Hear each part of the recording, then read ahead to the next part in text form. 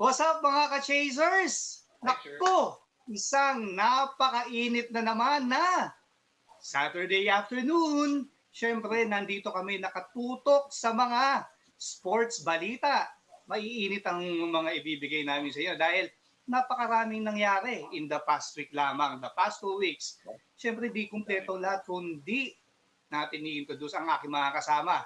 Umpisahan na natin. Eto, nakasuot nito. Man of Destiny. Ang Man of Destiny. Barkada natin. Abak Cordero, pasok! Hi Sir Waylon. Hi Sir Jerry. Kamusta mga ka-chasers? Ito na naman, Sabado na naman. Parang hindi tayo nagkita-kita last week. Pero ayos lang yan. Madami nangyayari sa sports. Kahit na madaming nangyayari sa labas ng sports. Mainit ang mga diskusyon sa mga nangyayari sa labas ng sports. Pero dito sa sports, hindi rin naman nauubusan ng mga developments, mga positive developments, magaganda. Pag-uusapan natin mamaya. Diyan lang po kayo. Back to you, Sir Waylon. Tama, paring Abak. And speaking of positive ba, medyo maganda-gandang balita yung mga nakakarating sa mga news sa the past couple of days. Medyo mababa ang hawaan, ang COVID-19. And also, magandang balita rin dahil medyo marami nang nagpapavaccine. Pero syempre, doble ingat dahil nasa ano tayo may bagong lockdown guidelines na tayo. Which sana lang, di ba, in a couple of weeks, months, medyo lumuwag-luwag na. And speaking of pagluwag, eto, napakaluwag nito magbigay ng balita sa larangan ng sports. Kung ano-ano sinusulat. Jerry Ramos, ano bang balita sa'yo?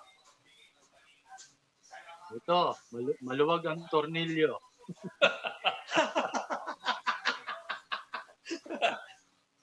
Hindi. Sabi nga ni Mitch Flores ng PBA sa akin kanina, next week, October na, no?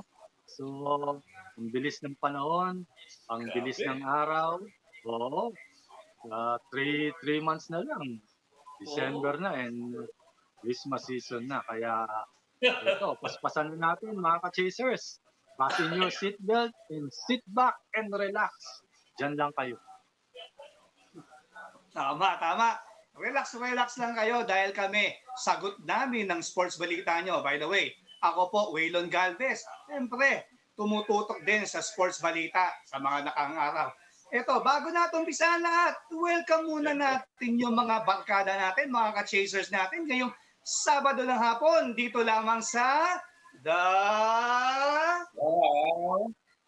Chasedown! Aba, ano ba yun? Recorded ba yun? Parang sabay-sabay tayo ngayon na.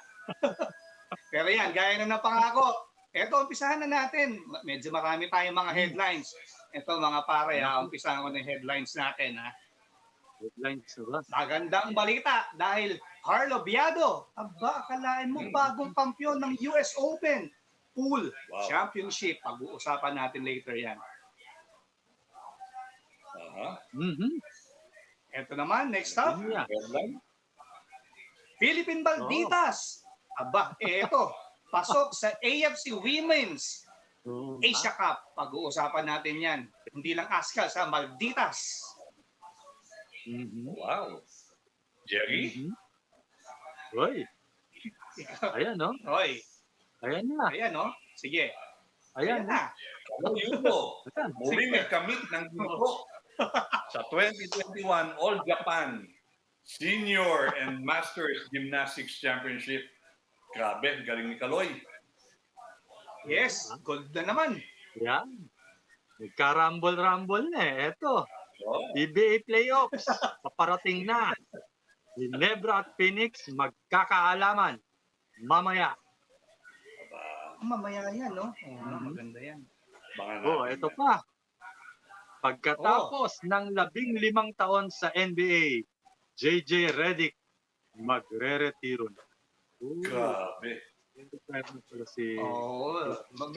Medyo matitindi. May Carlo Biado, merong Carlo Yulo, mga nanalo. Tapos yung Malditas. Siyempre lahat ng yan, pag-uusapan natin, medyo hihimay-himayin natin mga ka-chasers. Tapos tatalakayin natin.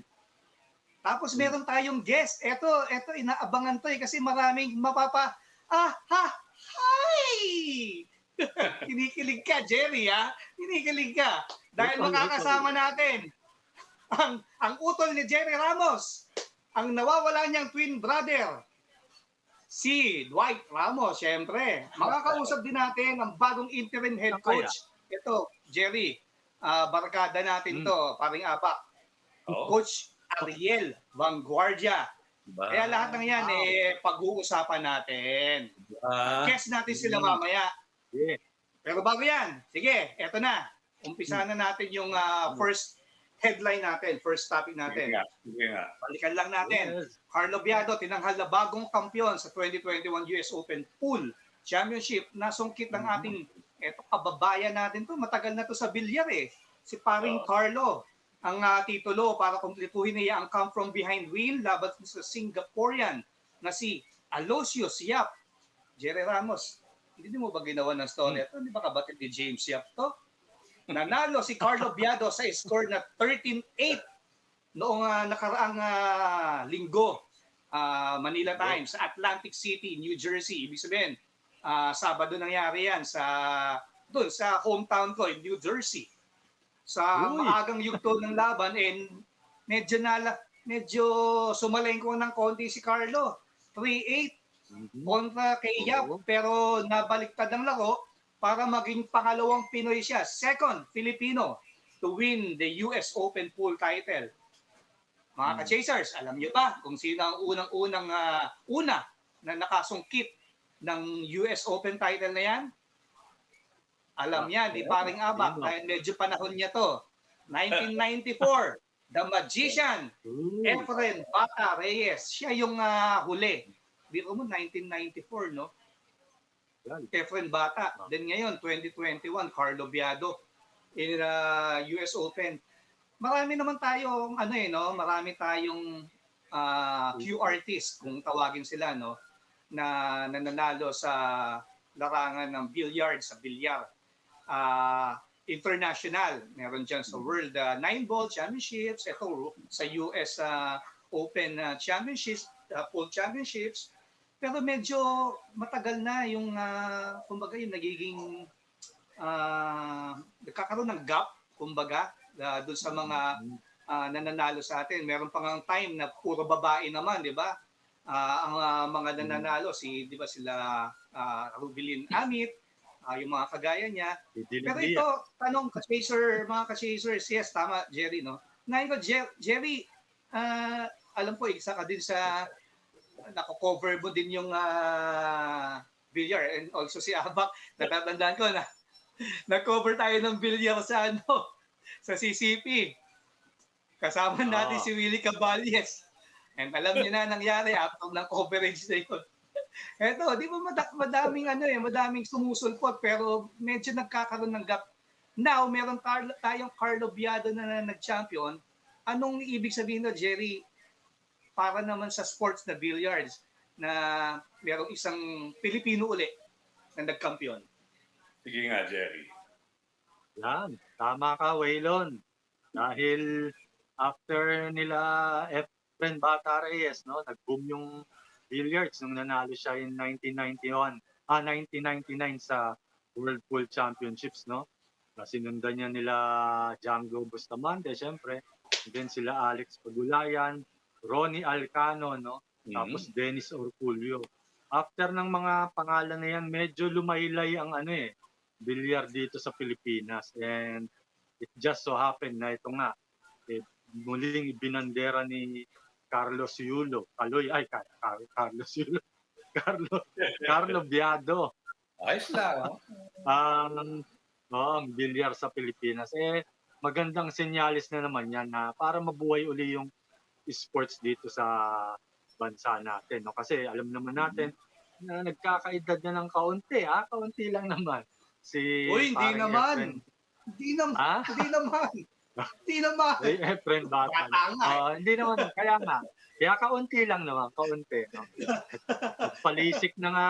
LASIK ba? LASIK yung ng mata si Efren Reyes dahil nahihirapan na siyang tingnan yung mga bola sa sa table eh. So, Tama. nagkakaedad na siya. Si Django, ganun din. Although sila, hindi ko alam kung si Ronnie Alcano is still active, no? But Oo nga, si no? Dennis Tama, si Orculio, Alcano. nawala si Ronnie Alcano and Alex Pagulayan, nawalan ng balita sa mga yan. But si Dennis Orculio, kasama ni Carlo Biado na naglaro dyan sa US Open. It just so happened na natalo siya during the semifinals, no? Inaasahan nga sana natin na silang dalawa ni Carlo Biado ang maglalaban sa finals. But nonetheless, nakuha naman ni Carlo Biado yung kampyonato. So magandang magandang balita na rin. Hindi lang sa bilyar dito sa Pilipinas, kundi sa pangkalahatang palakasan na rin sa ating bansa. Dahil ang daming nagsisipagpanalo ng mga Pilipinong atleta nitong taon na to. And maganda na nakasama dyan si Carlo Biado sa larangan ng bilyar. Yun. Yes, Waylon? Tama. Agree, paring Jerry. Ito naman, paring Habak, na-mention nga, na nag-boom yung billiards nung time na nag-champion si Efren Bata Reyes sa Cardiff, no? And then, followed by Django, followed by Pagulayan, Alcano, then nandun dumating si Orculio. At actually, itong si Carlo Biado, medyo matagal na rin sa sports ng billiards na nagkakaroon siya ng mga ilang tournaments din Pero sabi nga, yung pag-boom medyo lumaylay, pero paring Habak, eto lang, international event din ito, kasama siya sa Southeast Asian Games, Asian Games tama, if I'm not mistaken, kung Yes, sir. napasama na billiards. So, anong epekto nito? Anong epekto nito for the national team naman? Dahil may mga times din, I think si Carlo Biado, nagdala rin niya ng bandera ng Pilipinas in the Asian Games or in the Southeast Asian Games. Yes, sir. Sana nga, manumbalik ang dating tumbok, kumbaga, kung tinatawag dyan yung tumbok ng mga billiards players natin. Medyo, ito kasing billiards, on and off ito sa mga international competition. Unang-una, ang ganda-gandang sport, bakit hindi maisali sa Olympics? Hindi ba? Nakakapagtaka. Agree. Kung ano-ano sport na nasali sa Olympics. Pero itong billiards, ayaw nila isama. Sa Asian Games naman, ganun din na nangyayari. Minsan nandiyan, minsan wala. Pero nagcha-champion naman tayo dyan. Sila Gabika, nag-champion dyan sa 9-ball single sa Asian Games. Sa Doha yata yan. Tapos si Dennis Orcolio, nag-champion na rin yan. All Filipino finals pa nga yan. Naalala ko sa Asian Games, palaging dalawang sunod na Asian Games, all Filipino finals yata yung sa 9-ball. Talagang pinagharing urian ng mga Pilipino. Kumbaga, suki tayo niyan. Sinuki nilang 9-ball competition Pinangunahan nila Efren, nila Django. Ang problema nga sabi nyo nga, parang roller coaster on and off ang nawawala-wala Pero sana itong pagkapanalo ni Carlo, borrowing the words of our good friend from the Billiards and Snooker Congress, si Mr. Robert Manangkil, di ba? Kaibigan natin yan. Sana ibalik nito yung dati nating sigla sa pagdating sa billiards. Hindi naman natigil pagdating sa, alam mo naman ang bilyaran, bawat kanto sa barangay meron merong mga barangay na walang bilyaran. Diba? Lahat naman niya meron. Pero with this pandemic, talagang natenga, nasara ang mga bilyaran. Nasangkot pa nga si Idol Efren dyan dahil hindi naman niya kasalanan. Nagkaroon pa ng issue doon sa pinagkaroon niya sa Laguna. Ganun talaga. Hindi naman niya sinasadya yung nangyari. Pero kaya ito, si Carlo Biado, nung mag-champion, nag-ensayo mag-isa sa bahay para kita mo naman yung sakripisyo niyan. Ibang klase, nag-iensayo ka sa bahay. Ewan ko kung sinong kalaro niya, kung mag-isa lang siya. Sana, this will boost the moral of the Filipino billiards players and those supporting the sport. Madami yan. Number one nga daw, ang sinasabi ng mga billiard players is the city of Quezon City through Mayor Joy Belmonte. Malaki ang tinutulong sa mga bilyari, sa mga players natin sa billiard. Saka sila Perry Mariano, yan ang mga nagpapatakbo niyan. Sir Waylon?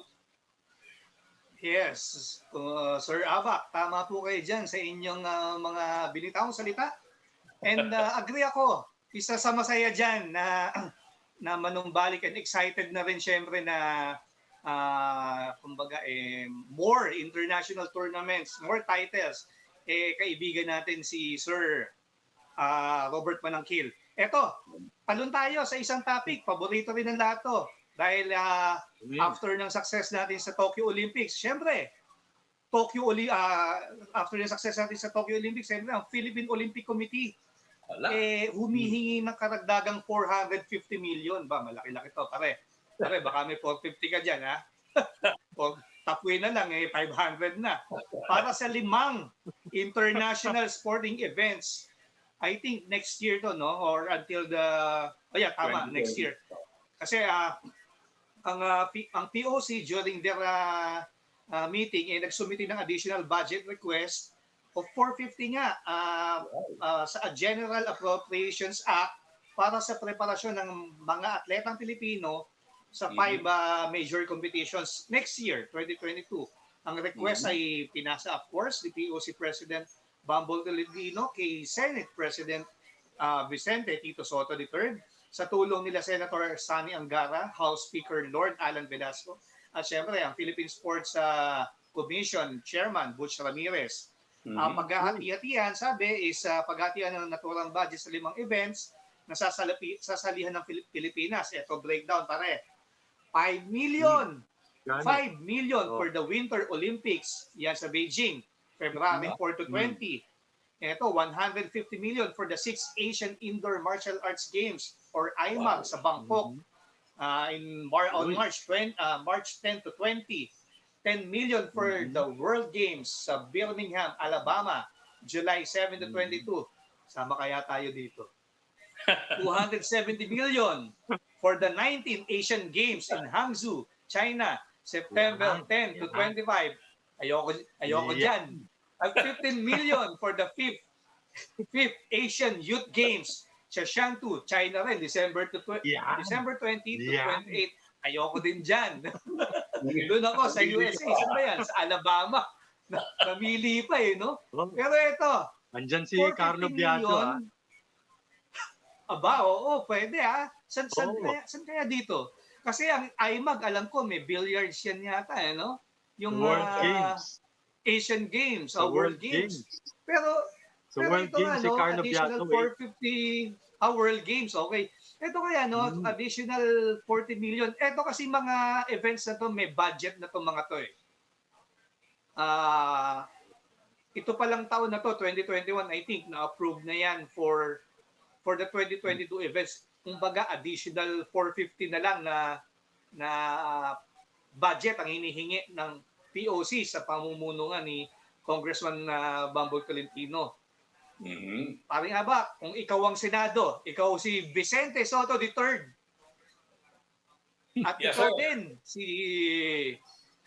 ikaw din sa Kongreso. Eto ba, i-approve mo ba to additional 40 million? Well, alam mo, Panyero, Yan. kasi itong medyo meron namang katibayan na napapatunayan ng mga Philippine sports officials natin na kapag hindi sila kinapu sa budget, nagbubunga ng gusto ang kampanya natin sa international arena. Nasimulan yan noong 2005 SEA Games, nung nagbuhos ng todo suporta, financially and otherwise, sila First Gentleman Mike Arroyo noon. Talagang nag-overall champion tayo sa SEA Games.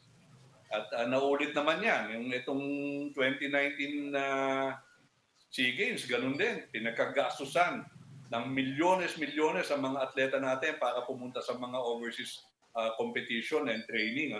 At overall champion na naman tayo sa SEA Games.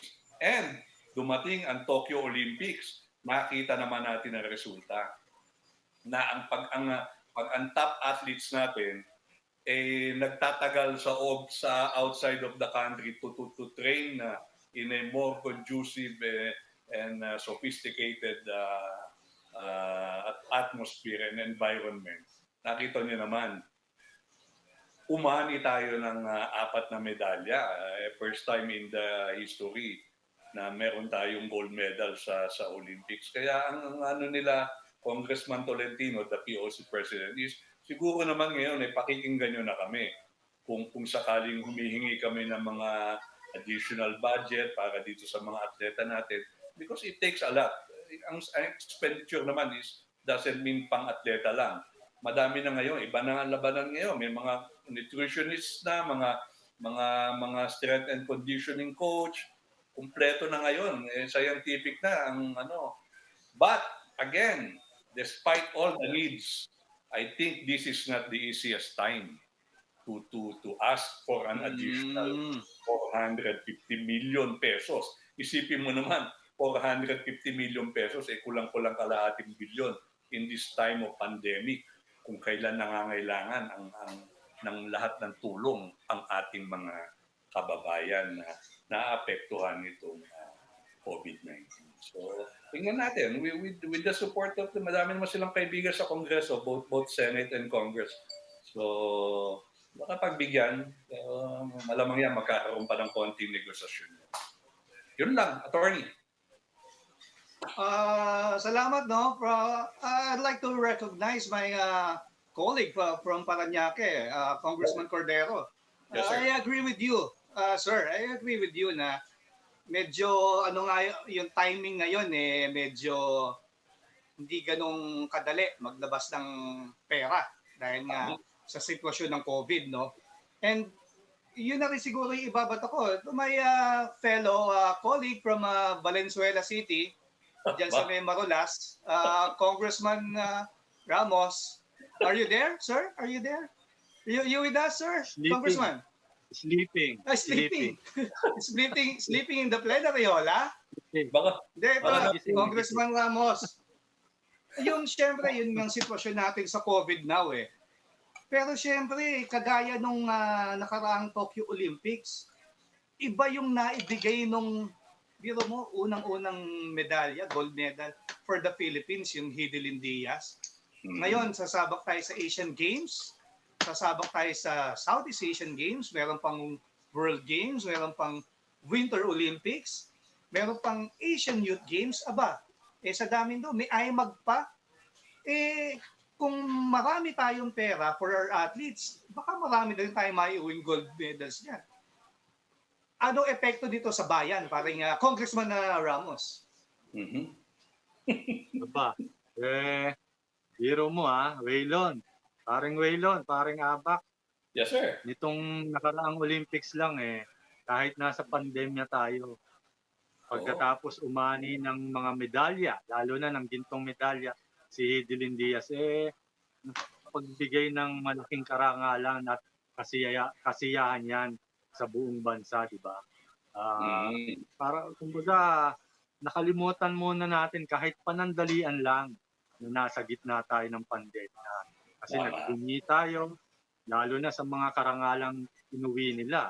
Yung unang-unang ginto na lang na mapanulunan natin sa Olimpiada napakalaking bagay na yan, no? Para ma-flip naman yung moral ng kapwa natin Pilipino. Na alam natin medyo lugmok dahil nga sa pandemya. So, tingin ko malaking bagay if ever aprobahan nga itong hinihingi ng POC na karagdagang budget sa mga magiging kampanya ng ating atleta sa iba't ibang larangan ng sports sa isang taon. 5 ano yan Biro mo limang torneo ang sasalihan nila ngayon nga ilang Olympics lang yung natin masayang-masaya na tayo. What more kung makapagbigay pa sila ng mas maraming karangalan out sa buhat sa 5 torneo na yan. Lalong-lalo na, yung Winter Olympics, siyempre hindi naman tayo talaga medyo Malamig yan. nakakakuha ng success doon. No? Although, siyempre, iba pa rin yung nire-representa mo yung pangalan ng bansa nasa isang Olympiada. Tsaka wala namang winter kasi dito sa atin. Pero nonetheless, pagbigyan na natin yung makakalahok na atleta natin. Siyempre, ang tinitingnan natin talaga dyan ay yung Asian Games, tsaka yung SEA Games. Kasi yung SEA Games may budget na yata prior yun no? Waylon and Naba, kaya Yes, tama. hindi na nila hiningan ng additional budget. So I think yung dalawang major events na yan ang talagang titingnan natin at susubaybayan. Although, ito rin naman yung IMAG, yung World Games, no? Si Carlo Biado, siya ang defending champion dito Tsaka yung Asian Youth Games, ano rin naman to, mahalagang tournament din para sa ating mga atleta. Okay. Tama. Salamat, Congressman Ramos, sa mga insights, sa mga tutulog na uli ako. Shinare mo sa amin. Huwag ka muna matulog, oy. Ito na, may susunod na tayo. Pero tama, no, yung 5 events na yun, na mahalaga naman talaga lahat yan. Kaya tingnan natin kung ma-approve ba ito ng Senate at ng Congress. 450 million ang hinihingi ng additional budget ng Philippine Olympic Committee sa pamumuno, siyempre, ng POC President natin, Bambol Tolentino. Paring Jerry. Paring nga ba? Congressman, may gusto kang idagdag. Yes. Itong kasama nating si Jerry Ramos from Valenzuela, nabanggit mo na yung Valenzuela. Siguradong tutulong dyan ang dalawa nating kaibigang kongresista mula sa Valenzuela. Si Congressman Wes Gatchalian at si Congressman Eric Martinez. Yan ang isa sa mga sports-minded congressmen. Totoo yan. Yes, yung mga sports-minded natin na colleague from the Congress and also from the Senate, alam natin, tutulong yan para ma-aprobahan itong 450 million budget na hinihingi ng POC. Huwag na, marami yan. Mark Reyes. Ninong mo? Uy, Ninong Mike Romero, syempre tutulong yan. Congressman, colleague from One Pac. Ito na. Mark Reyes, nag-aaral din yan si Mark Reyes. Ng Inquirer. Ito na. Dahil medyo napapasarap ang ating kwentuhan, mas pasasarapin pa natin. Dahil ang mga kaibigan nating nanonood, gaya ni TJ Orado, ay mapapa. Uy! Dahil ready na. Ready na ang ating guest. Siyempre, ito, yes, ready na. Ito, siyempre, from Gilas, Pilipinas. And soon, he will play for the Toyama Grouses in the Japan B-League. Of course, ito ang pambato ng Gilas, Dwight Ramos. Yeah. Dwight, are you there? Wow. Yun! What's going on, guys? Hey! What's up, Dwight? How are you? I'm all good. How are you guys? Good, Dwight. Dwight, where are you right now? I'm still here in the Philippines. In Japan? Okay. Oh. So, can you give us an update, Dwight? When are you leaving? When will you start playing in Japan? I'm gonna leave next week, and then there should be a 2-week quarantine there, and then after that, I'll start getting with the team and everything, and hopefully I can start playing after that. That's good. That's good to hear, Dwight. Anyway, my fellow chasers, they have questions. Also, they have questions for you. Let me start by introducing the man of destiny, Mr. Abba Cordero. Yes, sir. Hey, Dwight. What's going on? It's good to have you back here. It's good to have you back here in the show. Anytime. I think you caught somewhere a lot of people by surprise when you announced your decision to to play in Japan because people have been expecting you to be suiting up for the Ateneo Blue Eagles. What was the biggest? Can you tell us what was the biggest factor in you making this decision? The biggest factor for me is just because I don't know when the UAP is going to happen. The situation here is just it's not going too well with the pandemic, and so there's no real structured basketball here. Gilas, of course, I was with Gilas, but it's just I was looking for more games, and with the UAP being on hold, Gilas is kind of like on hold until the next window. I was just looking for something more stable for me that I could get into, start practicing, start playing consistently, and I'm just looking to keep getting better, and that's ultimately why I made the decision.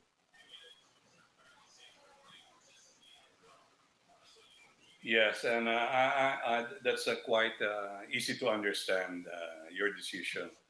And but we also heard I read along read somewhere that but you are not totally closing the door on the PBA, right? Right. Yeah, I know. I'm after a year, my options are always open, and after a year, I'm gonna see what happens, what I want to do next with my life, and wherever that is, I'm open to anything. Well, of course, you're a young man. You're a very young man with still a lot ahead of you. So, Waylon, back to you, Dwight. Yeah. Dwight, before we continue with the questions, of course, we'll just take a quick break. When we come back, I'll introduce you to your long lost brother. Okay? So mga ka-Chasers, babalik po ang The Chase Down! Chasedown!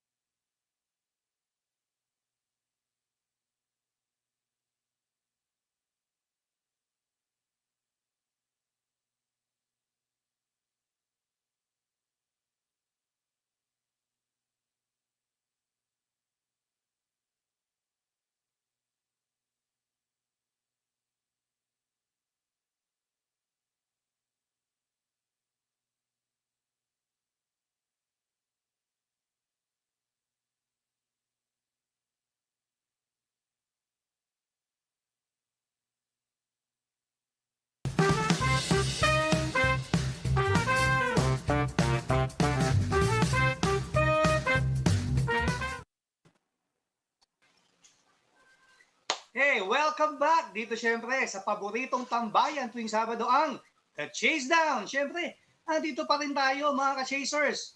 Waylon Galvez, mga kumpanyero ko, Aba Cordero, Jerry Ramos, of course our special guest, ang ahahay ng Gilas Pilipinas, Dwight Ramos.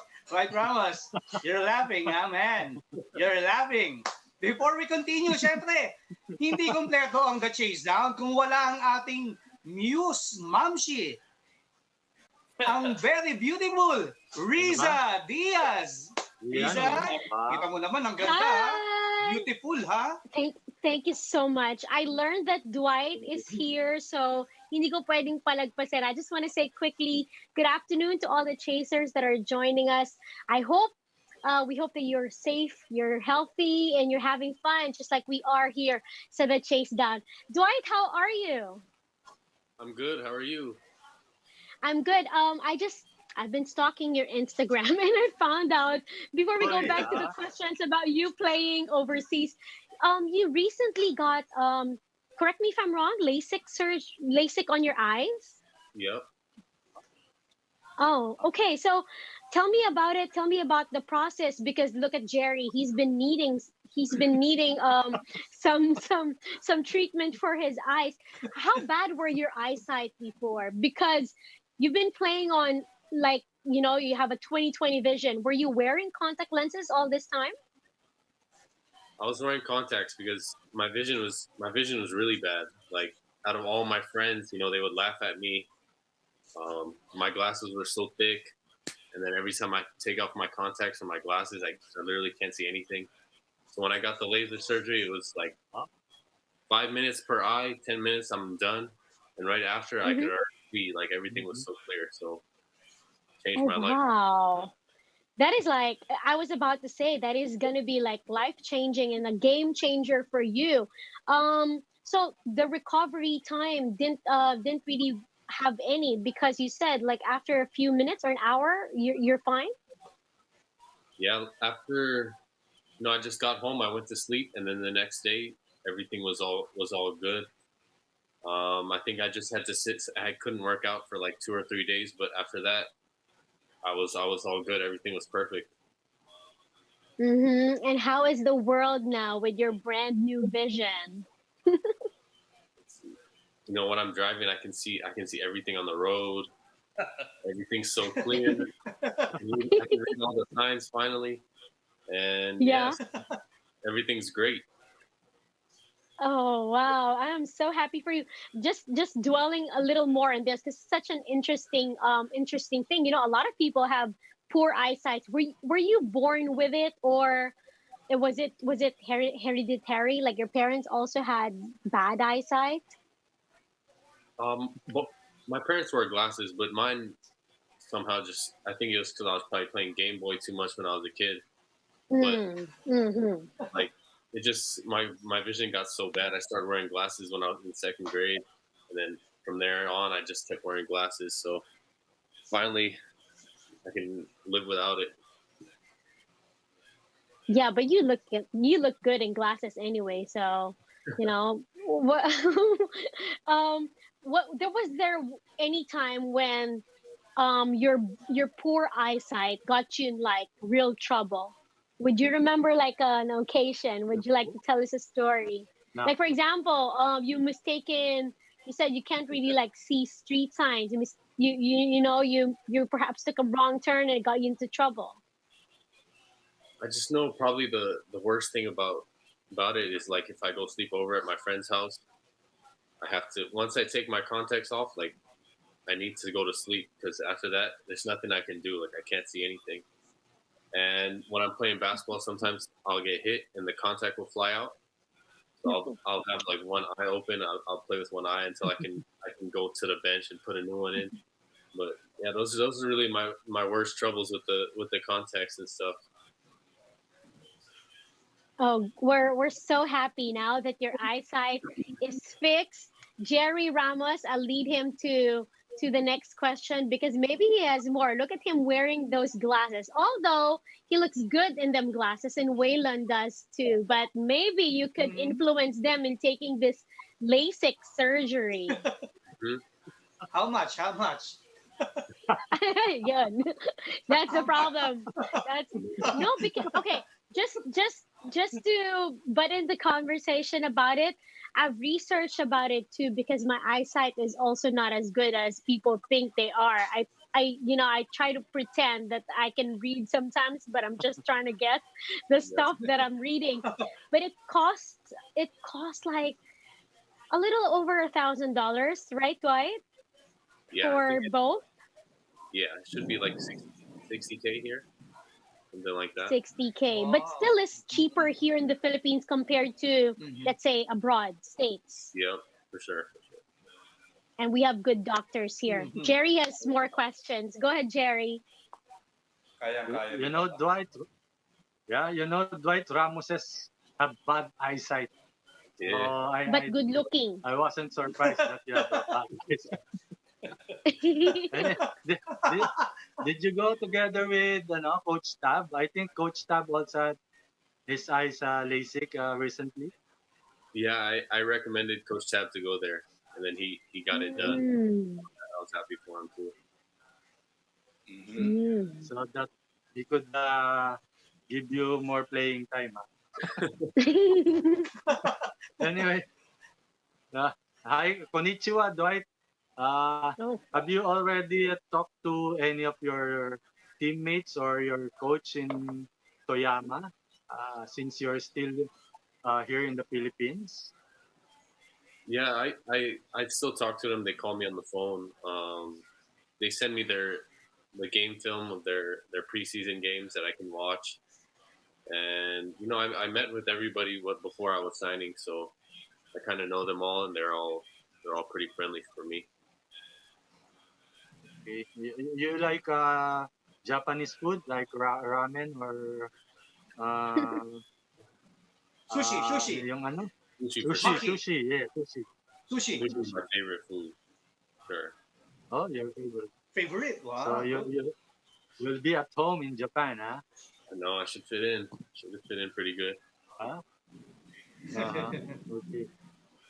Dwight, of course, there are other members of Gilas Pilipinas and also other Filipino players who are playing in the B League. So, how do you think this will help develop Philippine basketball in general?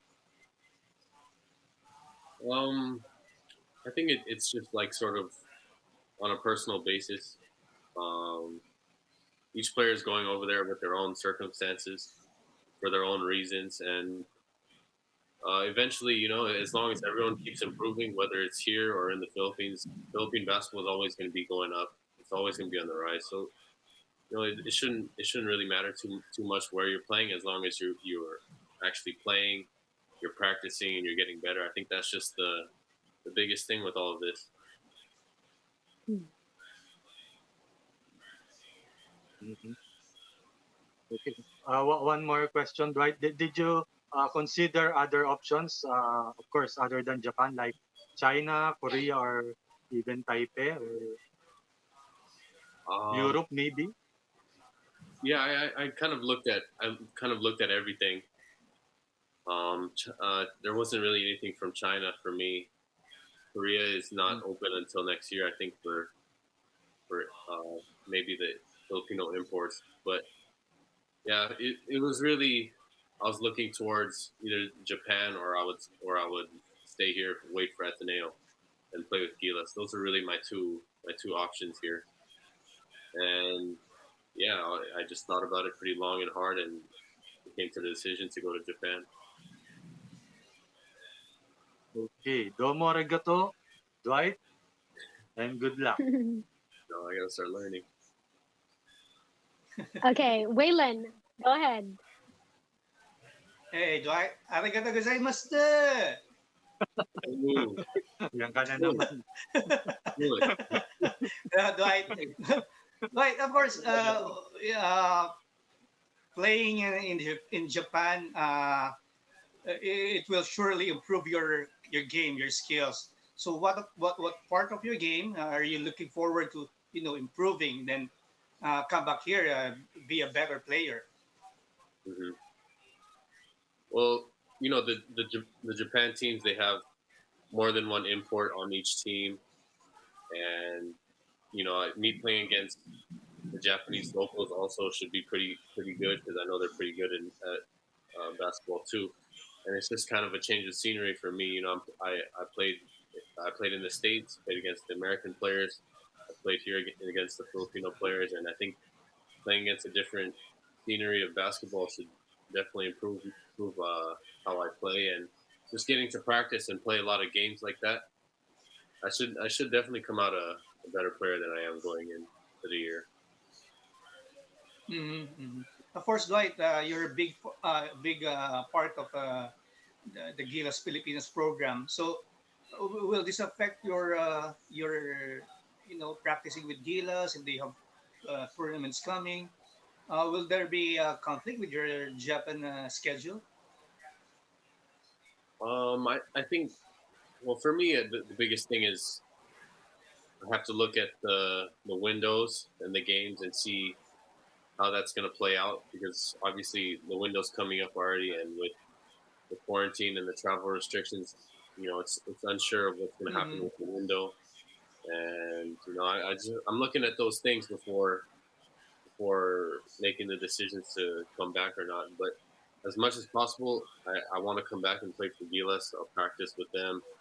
But I've been with the team a lot since the beginning of the Asia Cup qualifiers, and I've sort of gotten used to it. I know how things run there, and I think if I were to get called back, it shouldn't be too hard for me to get back into the swing of things. Mhm.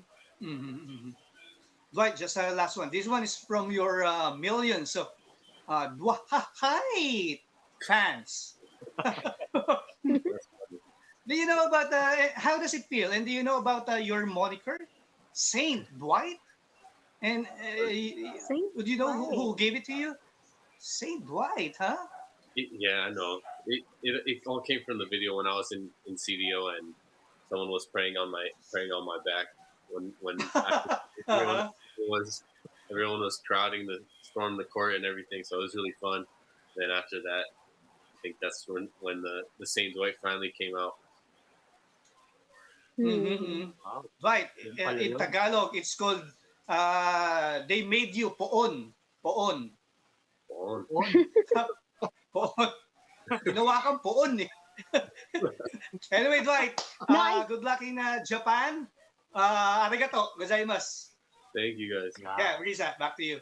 I think I seen that video when there was just like a lot of fans trying to Mhm. get photos and all that. That was funny. But you must miss also, how Filipino fans are. We're the best fans out there in the world. But I don't know, maybe in Japan, our crowd, our spectators are allowed already in the games. Yeah, there's already spectators in the games. The crowds are there, but it'll be fun to experience that again. I really miss the Filipinos, all the fans and Yeah, everything. I miss that. Dwight, I hate to tell you this, but it's a shame you wouldn't be able to experience UAAP fans. They get all really loud. Like you've never heard nothing like that before. Hmm. Especially at the Yeah, but Lasal. I know. yeah. But it's an experience and maybe you could feel still in another form of way, because since the pandemic is shaping up things in different ways, I'm sure the Filipino fans would still be able to send you love no matter where you go. Are you still gonna wear jersey number 24 in Japan? Yeah, I'm still gonna be number 24 there. Keep it going. It's been doing me well, number 24. So I'll keep it going with it. I'm not sure if we already asked you this in the previous interview, but why 24? Is there any significance to it? Just because Kobe's my favorite player, and um, I remember going through college, I would watch Kobe's documentaries and videos, and that really got me through it. It really motivated me. It kind of changed my life, and that's why number 24 just means a lot to me. Dwight, I hate to ask you about this, but your fans are demanding for an answer. So they're asking about how is it going to be with Kiana now. It's gonna be like a long distance relationship. A lot of the video calls now is gonna happen. Oh. I Actually, know. Dwight, it was Jerry. It was Jerry, right, who It was wants to and answer our that. producer Mike. No, but that's a lot of sacrifice. Yeah, being away from your loved ones, being away from your significant others, just to be able to pursue your dreams, provide, and all that. Yeah, I know. It's really hard, but I came here to the Philippines without my parents, all my family, my sisters back home in the States, and it was just me and my brother here, so we kind of got used to that life. Then the pandemic hit, and I stayed here by myself with Gilas. My brother went back home to, he's waiting for the UAP season, and so I've sort of kind of got used to it, and I'm used to being alone here. I kind of know how to live alone and do my thing, so it shouldn't be too hard for me. And with the pandemic, everything's sort of become long distance. You can't just go and see people every anytime you want. You have to be kind of cautious. And so yeah, so really the video calls, those are really important to the family, to Tiana and her family. I've sort of gotten used to the life already. Yeah, and no matter how the distance may be for two people that are true to each other, it shouldn't be a problem. Hmm. That's right. Right. Okay. Why am I sounding like I'm a love doctor? Like I've been to situations. Okay. We have very I don't know. We have very limited time. Any more questions from Jerry and Waylon before we let Dwight go? Go ahead, Jerry. Right, of course, other than the Filipino fans and Kiana, of course, what Hmm. other things will you miss here in the Philippines when you really go? Um, I'm probably gonna miss driving in the traffic. No matter where you go, there's traffic. You can just down the street, it'll still take you 15 minutes to get there. But you kind of enjoy the ride. Listen to my music in the car. Sometimes you're probably gonna miss these little things like Yeah. that. So it's all part of the Philippines. Okay, Mhm. appreciate it. Off from that topic, were you able to experience public transportation here in Manila? I took the train a couple times to going to MRT. Araneta. Cubao? Mhm. Yeah, MRT. Yeah, That's MRT. MRT. MRT. That's what it is. I took that a How couple times. about how about the jeepneys or the tricycles Jeep. or Yeah. The tricycles, those used to be my life. Me and my brother would squeeze into the little car together and go to UP Town Center. Try and save up on how the much ride. do they charge you? Because you're big. I would have charged you double. I think it's like 40 or 50 pesos to get to UP Town Center or to Moro when we had practice. So you took the tricycle. Mhm. Do you go inside the cart or you take the back ride? So I go inside the cart usually. Occasionally, my brother will get a chance to go inside. But if it's raining, we both squeeze into the little cart somehow. And so I assume Galing. you know how to get how to hail a tricycle and you know what to tell Kuya to stop. Yep. Stop. How do you do it? Let me check. I don't know. There's a station right here, but I usually we go with our teammates, and they see us coming, and then they all come around try and give us a ride. So it's not too hard for us. Oh, okay. I thought you say para like tabi Kuya. No, Yeah, I don't know. no free rides from the tricycle drivers. I'm sure you've gotten free For rides. Saint Those are Dwight? your fans. Yeah, for Yeah. Saint No. There's nothing. Dwight. Well, times are hard. Times are hard. They gotta earn too. Mhm. Jeepneys, you haven't tried? The only time I rode a jeepney is when we played in CDO, but that was like kind of Mm. I didn't get on any public jeepneys. Okay, well, hopefully when when the pandemic is over and the infection is not that bad, you get to experience these things and be, it's something to immerse you more in the Filipino culture, and you'll have fun. You just gotta be able to like hold on to the railings as strong as you can because they go fly by like Yeah. so fast. Okay, Mr. Ramos, any other people that you want to thank, you want to invite to, of course, support you in your games before we let you go? Yeah, I just want to thank everybody here in the Philippines, the Filipino fans, Gilas fans, Ateneo fans. Thank you for all your support. I wish I could have played for Ateneo, but it just wasn't in the cards. And with Gilas, like the Gilas fans, I hope you keep supporting me because I'm going to try and be around a long time and keep playing for the country. So I'm excited for everything, and I just want to thank everybody for supporting me and all the way up to this point. And we surely can't wait to see you, of course, don different colors, but still is, somehow it's like, when Superman breaks his shirt and it still is the Philippine flag in there. I'm sure it's something like that still. Yes, Waylon. Dwight, we will pray for your success. Remember that. Always remember that. And of course, remember too, Dwight. Waylon Galvez, size 8. Jerry Ramos, size 7. Oh my You god. take care. All right. Thanks, guys. You take care. I'll remember. No, but these fellas, but also you make us very proud. You should know that in a short stint that you played for the national team, you did us very proud, and we can't wait to have you back in the national team, and also soon enough, hopefully, when things are better in the PBA.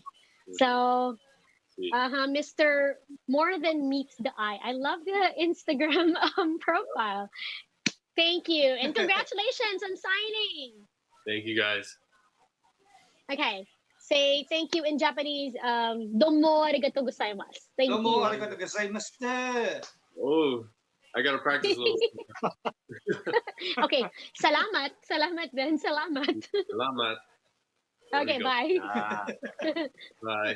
Okay. Bye. Thank you, Dwight. Thank you, Dwight. Thank you. Good luck. All Good luck. right. That was Dwight Ramos for you, or Saint Dwight. Or hindi ko alam kung paano sinasabi ni Waylon. Dua, hi? Ganun ba yun? Wah, hi. Hi. No, he's such a quiet guy, no? He's such a quiet guy. Pero kapag talaga namang naging komportable naman siya, magkukwento na naman yan. I spoke to Coach Tab a few weeks ago after, the whole FIBA stint. At ang sabi nga niya, si Dwight talaga yung tahimik na leader, pero more than his words, yung action niya talaga, makikita mo yung leadership niya on court. And we're so fortunate now we got to talk to him here again sa the Chasedown. So thank you again to Dwight Ramos. We hope that you enjoyed that interview. We'll have another guest shortly. Pero bago yan, usapang PBA muna tayo. Si Jerry, syempre, ang magkukwento sa atin. Makikibalita tayo sa mga pinakahuling kaganapan sa PBA. Saan natin sisimulan, Jerry? May mga na-out na team, may mga players na hindi makakapaglaro on crucial games, may do-or-die game, ang daming kwento. Go ahead. Oo, simulan na natin yung mamaya, Riz. Dahil yun sudden death game between Barangay Ginebra and Phoenix Fuel Masters, Riz, ha? For the pumapalakpak ko pa.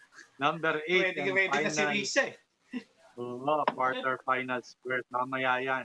4:35 p.m. Siyempre, dyan pa rin sa Bacolor, Pampanga. And kung sino man ang manalo ron, yun ang advance sa playoffs, sa quarter finals, kontra, yun nga lang, number 1 seed, talk and text, na merong twice to beat advantage dyan sa playoffs. Yung Jerry? si Jacket Aguilar and Scotty Thompson.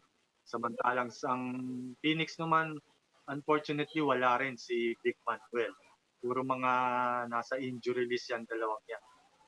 Nonetheless, makakaasa pa rin tayo na magandang laban to dahil remember, the last time na naglaban sila down by 19 points ang barangay Ginebra, and humabol sila para matalo pa ang Phoenix to the tune of 94-87. Ayoko na nga sana banggitin, Riz Alam ko medyo Oo nga masakit sa iyong kalooban. Pero parang pagbabalik tanaw lang, no? Kaya bakit napunta sa ganitong sitwasyon yung dalawang team na ito. Kung nanalo ang Phoenix noon, I don't think hindi na sila magpe-playoffs pa di ba? And siguro nasa tadhana na dumaan sila sa ganitong bagay, and ganun din ang Ginebra na siya namang defending champion. Okay, after nitong game, tomorrow, start na ng quarterfinals series. Yung unang maglalaban will be number 3, Magnolia versus number 6, Rain or Shine at 2 p.m. And at 4:35, depending, 5-time champion San Miguel na number 4 seed versus number 5, North Fort. Yan. Nakakalito kasi yung no? Best of 3 parehas ito, no? Yung sa San Miguel and Northport, I think the highlight there will be the battle between Junmar Fajardo and Greg Slaughter. And syempre, yung tanawin natin yung rivalry between Robert Bolick and CJ Perez nung kolehiyo pa sila. Yan oo, ang ganda nun. Kasi nung isa sa mga huli nilang paglalaban, tama, college pa sila. So it's a renewed rivalry, but now in the pros. They're now in the pros. Jerry, may singit ko na lang din. You know, Ginebra is not also in the best shape for this game kasi alam na natin that Stanley Pringle has been playing hurt. Although, you know, he's really been showing a lot of resiliency and strength kasi we know how perhaps bad his knees are already feeling. Pero in spite of which, nilalaban niya yon. Pero katulad nga ng nabanggit mo, there wouldn't be no Japet Aguilar nor Scotty Thompson that played very significant roles. Scotty, for that matter, in that game versus Phoenix. I'm trying to get word. It still is not confirmed. Pero other than Vic Manuel, we might not see also Justin Chua later for Phoenix. So it will be also a big factor because we know the presence of Justin. Although this conference he hasn't been as impressive as the Justin that we saw in the previous bubble, but still, you know, Justin Chua has been a reliable force, especially in the center, in the paint. So mamaya kung makakuha ako ng balita, I'll let you know kung magkakaroon ng changes about Justin Chua being able to suit up for Phoenix later on. But nevertheless, exciting ang laro na yan. That's 4:35 p.m. Win or go home. Ang Barangay Ginebra has a lot to lose in this game kasi parang the first time in so many years na hindi makakapasok ang isang defending champion man lang sa quarterfinals should they not make it. So, let's see what happens in later's game. Okay, moving along. Meron pa tayong iba mga balita other than that game in the quarterfinals, Jerry? Yes, yung other pairings naman ng quarterfinals, yung TNT and the winner between Ginebra and Phoenix will play sa Wednesday na. And then along with the number 2 versus number 7, which is Meralco versus NLEX. No? Yung NLEX ang Meralco and TNT having finished as number 1 and 2, once one win away na lang to make it to the semis. No? Kumbaga twice to beat sila nung makakatunggalin nila. So mas magaan kumbaga yung tatahakin nila. Road on the way to the semis. Of course, meron pa rin yung... Go ahead. Yes. Yung nakaraang laro ng Northport against Alaska, si Robert Bolick nagtala ng triple-double, no? 22 points, 13 rebounds, and 13 assists. First Northport player to score in triple-double after Sean Anthony last year sa bubble din. And of course, yung kay Calvin Octana naman ng NLEX, he scored 34 points and made 8 3-pointers to break the rookie record of 7 triples made by Alan Kaidik in, I think, 1987. 1987. Nagko-cover na, Both nagko-cover ka record na nun? breaks. Oo naman.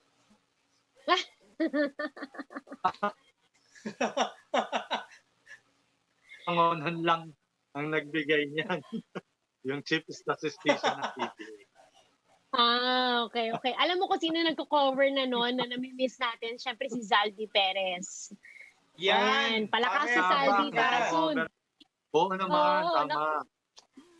Makukwentuhan Tama. sana Pare, tayo Zaldi, ni Zaldi nung 1987 Alan kay Dick record day na yun eh. Kaso lang hindi natin siya Yes, makakasama today, but hopefully next.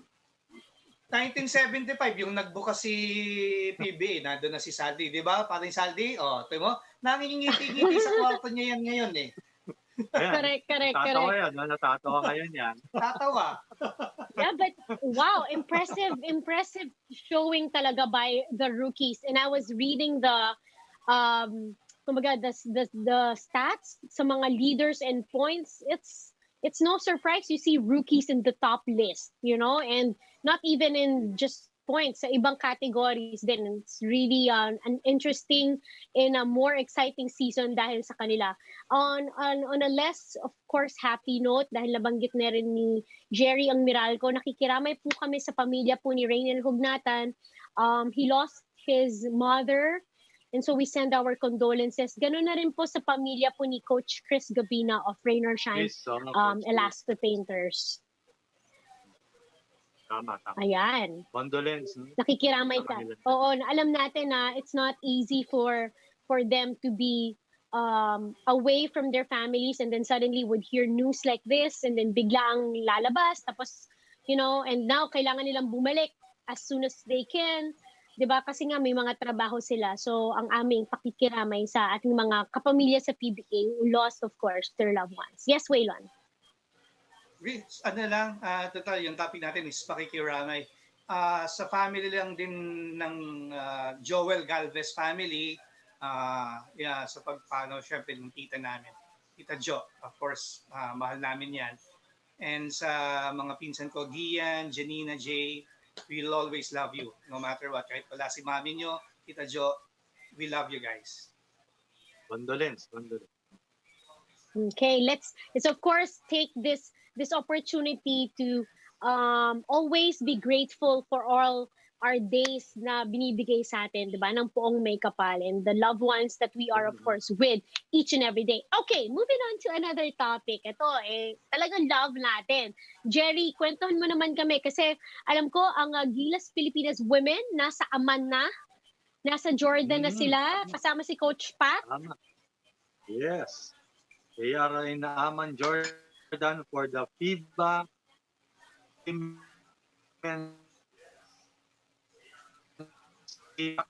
medyo mabigat yung mga kalaban nila dyan, no? Unang sabak pa lang naman nila sa September 27, walang-wala talaga. Agad ang kakalabanin nila? China. Tapos, sa September 29, 2 days after, Australia lang naman. Oo, And, syempre, panghuli, kinabukasan, Chinese Taipei sa September 30. Ito, yung sa China, on the 27, it will be 9 p.m. Manila time. Yung sa Australia and Chinese Taipei, parehong 12 a.m. madaling araw, Manila time din. So, magpupuyat ka na naman yan, Waylon, para coveran yung event na yan, ano? Hindi ako, si Jonas. Tumawa ka pa. Papasa mo pa sa akin. Nadami mo pa ako. Siyempre Ako, pagpupuyatan ko yan. Ayan, si Riza. Siyempre, papanoorin natin. Diba? Papanoorin natin Siyempre, yan. pangungunahan yung Gilas sa team natin ng double gold Pontejos at Claire Castro, no? Kasama rin nila yung other members pa ng gold medal din ng Gilas sa Pilipinas women's team, si Andrea Tongko, Chuck Kabinbin, Ria Nabalen, Kate Castillo at Mar Prado. Sayang lang si Jack Animam nagkaroon ng conflict ng schedule doon sa ligang sinasalihan niya. Kaya hindi siya nakasama dito sa torneo. Anyway, kung wala si Jack Animam, may mga bagong mukha naman tayong masisilayan dyan sa Gilas Pilipinas. Si Ella Pajardo, si Camille Clarin, Kay Ann Pinggul, at Christine Kayabyab. So mga bata yan, no? Bagong mukha ng Gilas Pilipinas women's team. So good luck sa inyo dyan, Coach Pat Aquino mula sa Chasedown. Nice. Yeah. Good luck sa ating Gilas Pilipinas women's national team. At syempre nga, babalitaan namin kayo sa mga susunod pa na araw sa kanilang magiging mga laro. Waylon, Carlos Yulo muling sumabak sa competition, and we heard it was successful, and it's nice to see, Kaloy, as we call him, smiling again after, of course, to him was a disappointing performance in the Tokyo Olympics. Yes, tama ka, Riz, no? After nung disappointing finish na yon sa Tokyo Olympics, balik sa podium ang ating kababayan, ang gymnast na si Carlo Yulo, kasi napanalunan niya isang gold medal at isang bronze medal sa katatapos lamang na 2021 All Japan Senior and Masters Gymnastics Championships sa Yamagata noong nakaraang Huwebes. Puro sa Japan to, puro arigato gozaimasu. Ito, nasungkit ng 21 anyos na gymnast ang ginto sa floor exercise sa score na 15.300, habang he settled naman sa bronze medal sa vault sa score na 15.000. Sinabi naman ng kanyang coach na si Munahiro Kugimiya na ito ay nagsisilbing redemption. O nga naman, redemption after nung kanyang subpar performance sa Tokyo Olympics. At nag-post naman ito sa kanyang Facebook ng hashtag na revenge yan si Carlo Yulo after nga ng Tokyo. At least happy tayo kay Carlo Yulo dahil kahit papano na-redeem niya yung self niya, nakabalik siya sa podium, and hopefully para na tong, di ba, Riz, Jerry, abak stepping stone niya na uli, maano niya yung kumpiyansa niya kasi, di ba, ilang years na lang Paris Olympics niya, then tayo magkita-kita. Uy. Correct. And like what I said, kung tayo lang naman ang magiging judges, it was nevertheless still a very good performance by Carlos Yulo. Although he didn't finish on the podium like expected, the kid really did show, of course, his best still. We just say it's disappointing kasi nga yung expectations. At kahit siya naman nagsabi na talagang hindi kumbaga hindi siya yon. So it's nice, like what I said, to see him back, competing. And this time is very successful kasi more than, of course, the conditioning, the mental aspect of things talaga takes toll on our athletes. So para sa katulad ni Carlos Yulo na atleta natin, to be able to gain back that confidence and yung enjoyment ng kanyang ginagawa, malaking bagay yon. Maisingit ko na lang din before we go to another topic. I'm not sure if we are to discuss it. Si EJ Obiena din has been competing and has been very successful also in certain tournaments abroad, and it was a pleasant development from the last time that we saw him in the Olympics, where he even said na hindi nga siya sure if he still wants to compete kasi talagang it took a lot of him, to be able to get and grasp that Tokyo Olympics performance. But now, mukhang balik na naman siya sa dati niyang form. And like what Waylon said, this is the road that they're taking on to 2024, tama? For Paris Olympics. Yes. Na pag inisip mo ang bilis na lang. September patapos na. Next ilang buwan na lang, ilang araw na lang ano na, 2022 na. So, grabe yung dedication ng mga atleta natin sa paghahanda. All right, let's move on to the next topic. Ito naman, papunta naman ng are we gonna discuss? Okay, we're going to discuss naman football. Waylon, sa'yo pa rin to. The Malditas, they just entered the AFC Cup. Correct me if I'm wrong. Mhm. Yes, tama, Riz. It's the AFC Asia Cup na nakapasok Yun. sa 2022.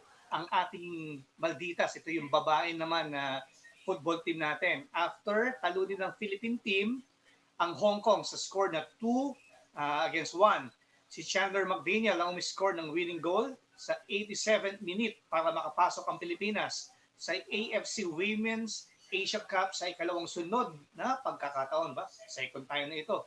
Naipasok naman ni Tanay Anis ang kanyang ikalawang goal sa kompetisyon at unang laban sa 17th minute. So, kinailangan lang ng Malditas ng draw para makaabante pero sinigurado nila ang panalo para makuha ang top spot sa Group F na may 6 points. So, very important to, Reese, kasi, di ba, for the women's team, for the Malditas na makapasok, di ba, sa 2022 AFC Women's Asia Cup, napakalaking bagay for our national team. Of course, lagi naman pagka national team ang dala, pagka bandera natin ang dala, talagang ipagbubunyi yan ng buong Pilipinas. Lalong-lalo na ang football. Hindi lang, kumbaga, isa sa malaki, isa sa talagang pinafollow na sports, lalong-lalo na sa mga taga-Bisaya at Mindanao. Talagang ramdam mo, lalo na kung nasa Bacolod or sa Negros, Bacolod. talagang napakalaki nitong football na to. Wow! Congratulations to the Malditas. It's just also very inspiring how, Filipinas lately has really been showing how it's done, from the Malditas, Gilas women, Alex Ayala, and then Leila Fernandez, 'di ba? Yan ang mga talagang ibang klaseng mga not very long ago. Of course, Hidilyn Diaz, and then we saw Yuka. Yan, ibang ibang level talaga ang Yes. ang talent ng mga Filipinas lately. So, continue on making us proud and good luck sa ating Malditas. I-update din tayo syempre ni Waylon sa mga latest ng kanilang mga matches, sa kanilang mga laban in the next coming episodes ng The Chasedown. Yes! Okay. Now, we're still waiting for our guests na talagang magiging masarap ang kwentuhan natin. But for now, let's just give them quick news about the NBA. Waylon. JJ Redick announced that he is retiring from the game. Yan. Oo nga isa sa isa sa paborito kong player to, entering his NBA career after niyang maglaro para sa Duke Blue Devils kasi talagang shooter tong player na to kailan lang actually sa Instagram ko yata nakita na JJ Redick announces the retirement. He's 37 years old at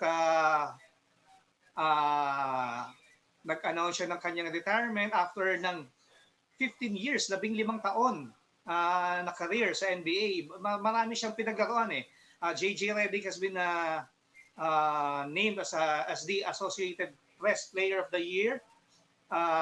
Yun nga, nung naglaro siya sa Duke, bago siya kunin ng Orlando Magic as the 11th pick in the first round during the 2006 NBA draft. Naglaro si JJ Redick for the Orlando Magic, Los Angeles Clippers, Philadelphia 76ers, Milwaukee Bucks, at Dallas Mavericks. I think yung yung pinaka-highlight ng career ni JJ Redick was when he played for the Clippers. Noon teammate niya sila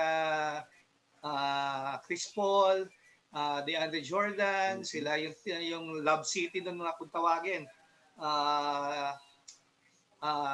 doon I think talagang nagpakita ng gila si JJ Redick in his NBA career, where he averaged 12.8 points sa loob ng 940 games at kanyang 1,950 career 3-pointers made, pang-15 or 15 lamang naman ito sa history ng NBA. Kaya, naku, mamimiss yan ng mga NBA fans si JJ Redick, hindi lamang sa kanyang galing sa 3-point shooting, kundi syempre yung dala niyang experience. Kaya, naku, good luck. Good luck, paring JJ. All right. And still is congratulations to JJ Redick. Alam natin, 37 could sound still young, pero sa basketball kasi, yung 37, minsan talagang the mind says one thing, the body says another. Baka siguro he's also being very honest, especially with the caliber of the players that are coming into the league. Kesa magkaroon pa ng injuries or, of course, di ba, be a liability to the team. He just opted to retire. Okay, we're getting also reports, Waylon, about the 76ers, about Ben Simmons. Ito, masalimuot tong sitwasyon na to ni Ben Simmons eh. Tingin ko rito, walang gustong kumuha ang NBA team eh. After nung playoff series niya with the 76ers, natalo sila sa Atlanta Hawks. Oo, ang napabalita, nagbigay na ng kumbaga nagpasabi na si Ben Simmons sa management ng 76ers na hindi siya lalaro doon sa training camp. Ganun pala sa NBA, kung hindi ka maglalaro ng training camp, tapos hindi lang training camp yan meron yan yung mga media appearances, mga photoshoot, iba-ibang iba-iba ginagawa ng NBA teams may mga fine yan, may mga kumbaga yung kaltas sa sweldo. Kung kakaltasan siya sa buong buong duration ng training camp, malaki-laki, parang millions of dollars ang aabutin ang mawawala sa kanya. Pero yun na nga, after nung huling playoff niya sa Sixers versus the Hawks, mukhang nagkalabuan na itong Ben Simmons 76ers partnership, and naghahanap ngayon ang Sixers ng trade partner. Gusto yata nilang kapalit superstar din, which mukhang malabong mangyari dahil yun na nga, biro mo, sa amin ni Jerry Ramos, hindi naman namin ibibigay si Jalen Brown para kay Ben Simmons. Mamaya, last 10 seconds, isushoot na lang, libre. Ipapasa pa kay Jason Tatum. Ayaw namin yan. Ekis yan, ekis. Riza, yan, ako masalimot yan. Pero, Riza, as media personnel, di ba? As media men, ang sarap bantayan yan kung saan makakapunta si Ben Simmons. Baka mamaya mapunta ng PBA yan. Hindi natin alam. Yeah. Lalo na syempre tinitignan natin ang balita natin sa second conference, if of course is permitted with all the protocols that are existing in our country, magkakaroon tayo ng import laden conference. So who knows? Baka sakali makakita tayo ng Ben Simmons. Kasi di ba? di ba ang second conference normally ang height requirements yan 6'10" pababa. Ay ba ipasok si Ben Simmons diyan? Isip-isip niya maglaro sa PBA kaysa wala siyang malaruan, ha? At ito pa, ang isa sa mga alam kong pwedeng gawin ng mga teams, kasi nga syempre sa PBA, kailangan, di ba, may import ka. Hindi ka pwedeng maglaro ng, kunyari, import laden ng laro ng hindi maglalaro yung import mo biglaan. So may naka-standby na import. 2 imports lang ang binabalak nilang paparatingin in every team para yung isa is already on standby. Because otherwise, kung tsaka pa lang magpapalipad ng panibagong import, may quarantine at lahat-lahat, chances are, makakamiss ng maraming laro. So, Ben Simmons, the PBA is open for you if you want to play here. Maraming dito. Come on, maraming Vance, opportunity. Do it. Yeah. Ito parang akala ko tuloy, nag-ano na sa atin si Ben Simmons nakabalik na pala si Aba. Akala ko kambal ni Ben Simmons. May gusto ka bang idagdag doon, Aba? Yeah. Yeah, NBA expert. Oh. Sa laki ni Ben Simmons, madali makita yan. Hindi ko alam kung, di ba, 6'11 yata yan, close to 7-footer yan, di ba?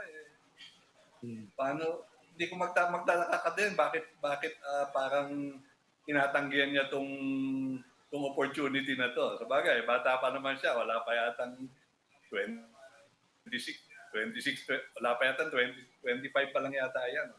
So, baka may ibang gusto puntahan. Alam mo naman ng mga players pagka nakakatanggap ng ibang offers, medyo yung mother ball club nila, binibigyan nila ng a little bit of a hard time.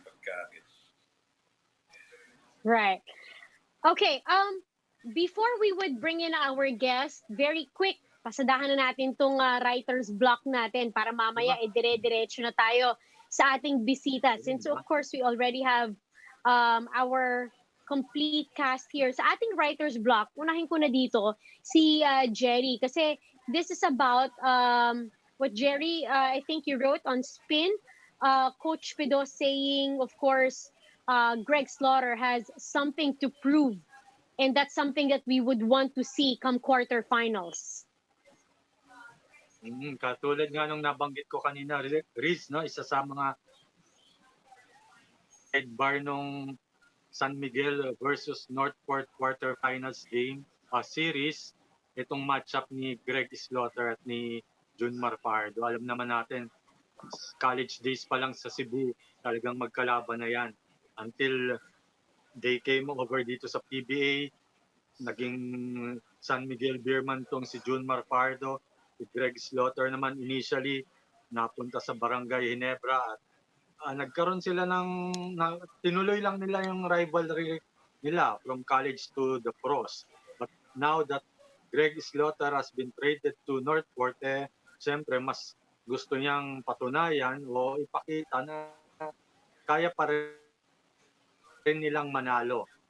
Siya at least against Junmar and the Beermen. So, yung isa sa mga naging ginagawang motivation ni Coach Ido Harencio yon for Greg Slaughter na patunayan na kaya pa rin niyang talunin o manaig against Junmar Pardo even if he's no longer playing for Barangay Ginebra. And makikita natin yan starting bukas sa Game 1 ng kanilang serye sa PBA Philippines. Clash of the Giants, you know, the Greg Slaughters and the Junmar Fajardo in the paint. So good luck to the Beermen and of course the Batang Pierre. It's going to be hella exciting. Okay, Waylon, your writer's block. Yes, Riz, dalawa ito. Unahin na natin sa golf. Itong si Miguel Tabuena. Finally, nanalo sa US. Nanalo? Yes, paring Miguel natin yan. Haba. Sinusundan lang natin to sinusundan lang natin to pag Philippine Open. Champion sa Idaho Open Championships last weekend dito. Nanalo siya by 4 strokes. 14 under siya for the tournament in winning the Idaho Open na ginanap sa Nevada. Ito yung kumbaga parang stepping stone ni Miguel for him to enter dun sa maging kumbaga regular sa PGA Tour. Tinalo niya yung American si Brad Marek diyan sa Quail Hollow Golf Club in Boise, Idaho.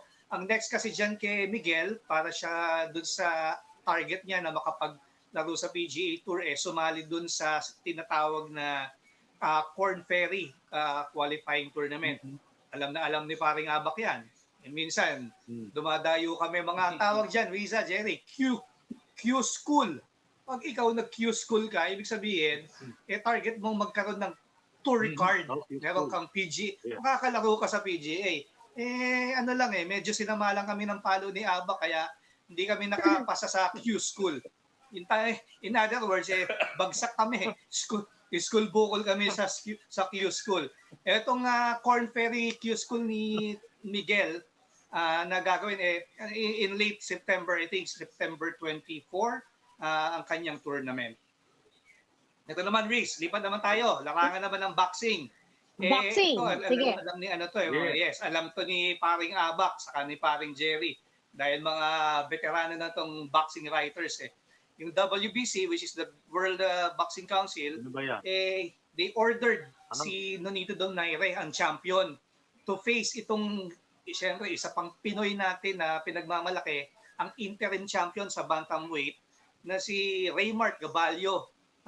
Kumbaga sila ang magharap.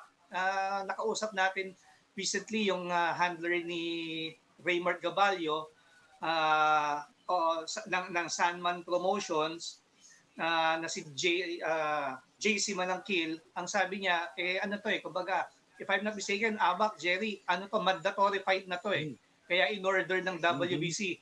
Pero prior to this order, may mga kinakausap na yung kampo ni Donaire. I think nababalita naman in the past few weeks yung laban sana ni Donaire against fellow Casimero. Filipino champion. Yes, John Riel Casimero. Kaso nagkaroon na sila ng social media spot. Alitan, hindi natin alam kung anong mangyayari. Tapos meron din dyan yung sinasabing rematch with Naoya Inoue na champion na dating tumalo kay Donaire. Rematch sana ang ino-offer. Ang question ngayon, and I think meron ng negotiations doon sa sinasabi niyang order for Donaire and for Gabalio to face off, baka ito na yung susunod. Mawawala muna yung Casimero and yung Naoya Inoue na fight. Tingnan natin sa mga susunod na weeks or araw kung ano talaga mangyayari dahil sana maka-cover na tayo dyan. Ha? Baka Bekenemen. Sama ako sa iyo, Abak, Jerry, sama niyo na ako. I want to ask Abak this question about Nonito Donaire and the supposedly John Riel Casimero fight. Correct me if I'm wrong, sa mga nababasa ko, it was Nonito who didn't want to fight John Riel anymore because of Casimero disrespecting daw his wife. Correct, Abak? That's the issue? Yes, Attorney Riza. It really depends on whom you're talking to dito sa issue na to. Pagkakausap mo si Donaire, ang sinasabi niya is it was talagang below the belt for John Riel to disrespect the wife, of course, who would like his wife to be disrespected like that. And pagka naman si John Riel ang nakausap mo, ang sinasabi naman nila, it's Nonito who's running away from the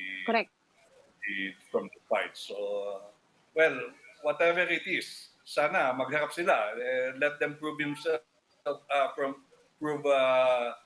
themselves inside the ring. Ganun na lang sana mangyari dyan.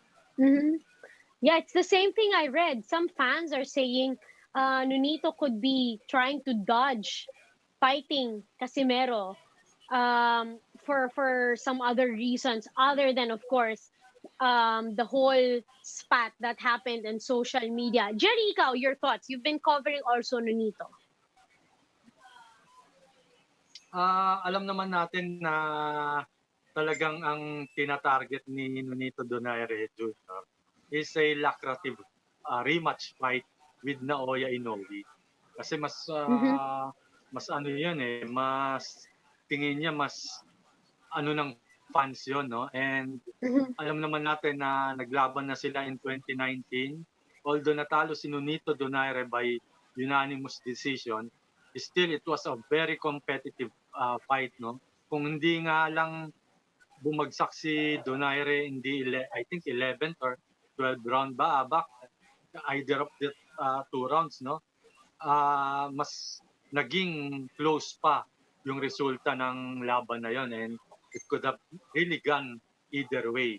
So from that time on, yun naman talaga na ang tinitingnan na laban ni Nonito Donaire. It just so happened na si John Riel Casimero kasi may hawak din na title belt as a bantamweight champion. And alam naman natin, sinabi na rin ni Nonito Donaire na ang isa sa kanyang pangarap ay maging unified world champion, no? Ibig sabihin lahat ng belts, title belts na sa bantamweight division ay gusto niyang hawakan.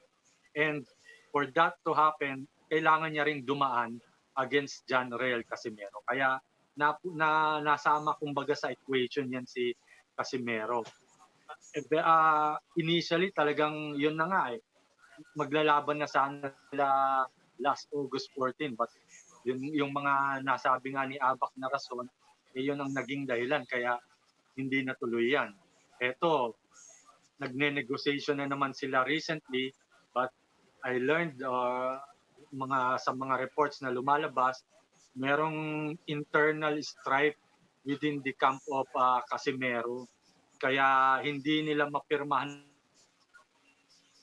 ngayon yung inalok na kontrata ng kampo ni Donaire. Actually, binigay na nila yung bagong kontrata nila sa promoter ni Casimero. Unfortunately nga, dahil because of that internal strife, hindi pa magkasundo si Casimero at yung promoter niya, which is MP Promotions, kung payag ba silang lumaban kay Donaire o hindi. Okay, let's see the developments kung sino-sino ba ang mga kalaban nila. But for now, yun nga ang ating latest kay Nunito Donaire. Okay, balikan natin. Basketball na kwentuhan.